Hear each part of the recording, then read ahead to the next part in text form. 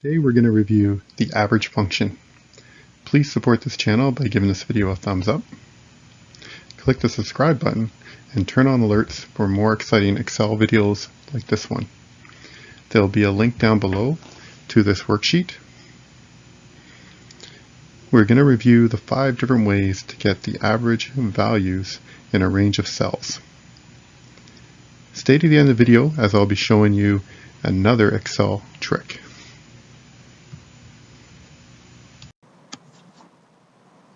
I created this sample workbook, and what it is units sold by city for each month. And what I want to do is get the average for the month for each city, and then a total average for the month. Now there is 5 ways of doing this, and we're going to be reviewing those. Then I'll show you how to copy the formula, and then I'll show you an exciting Excel trick. So let's get started. First way you can do it to get an average is just to highlight the range, and you can see down below it gives you the average, a count, and a sum. So the average is 19, and you can manually enter that in.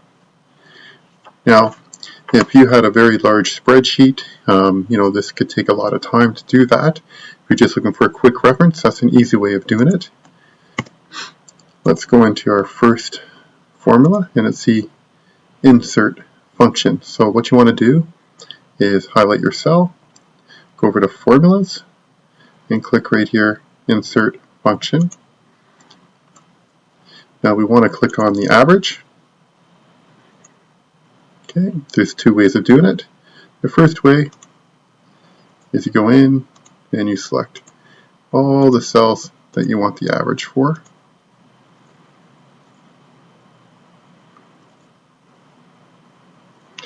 And you can see it gives you the average right down here, 19.3333, and you can hit OK. The other way of doing it, highlight the cell, go back to Insert Functions, select Average, and this time we're just going to grab the range.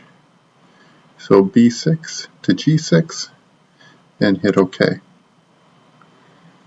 And both ways will work the same way if we're getting the range for the month. So we click, highlight the cell, hit Average, select your range, and hit OK.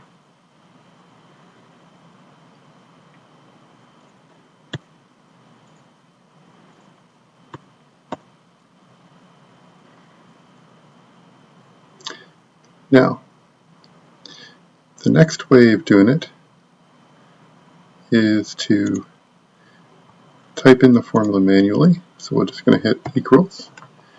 We're going to type in average. And actually you can see here it says returns the average. So basically it's going to give you the average in numbers or names or arrays.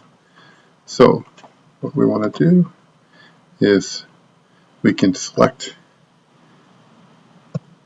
each individual cell with a comma in between it, hit enter, and it gives us our average, and there's your formula there. Or we can do the same thing, but this time just drag all the way across and grab the range and hit enter. And again, both ways will work if you want to get the average for a month.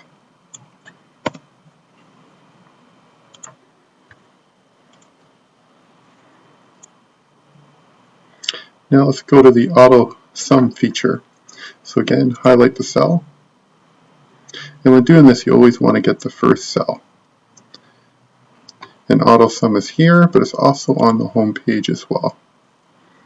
So let's go into Formulas, select Autosum. This time we're going to hit the drop-down list, and we're going to want to go into Average. And you can see it automatically pulled up our formula for us. Hit enter, and again we can do that to get the average for January. and hit enter. Now, again, you don't want to be putting the formulas in for each row, especially if you're working with big spreadsheets. So what you can do, just go to the bottom right hand corner, drag down, and that'll pull your formula all the way down for you. And then you can do that at the bottom here and drag right across. And again, pull the formula right across for us for the averages. So now I'm just going to clear this out.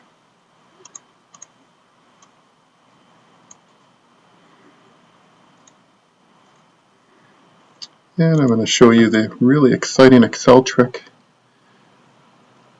So what we can do this time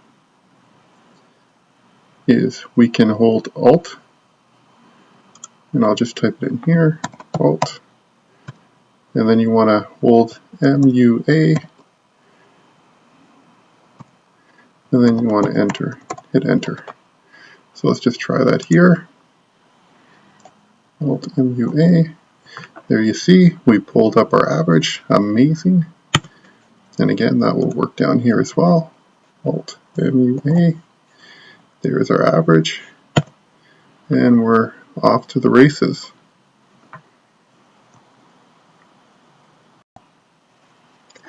Thank you for watching. Please let me know what you need help on Excel. If you have any questions in the comments section below, I will do my best to add your requests and questions in a future video. As mentioned at the beginning of this video, I've also added a link to this worksheet, so feel free to click on it and download the worksheet. I've also added some links to some excellent how-to books for Excel. This will assist you on your journey to mastering Excel. Click the top left box to learn more about the X function for Office 365, and the right box if you want to learn more about the sum function.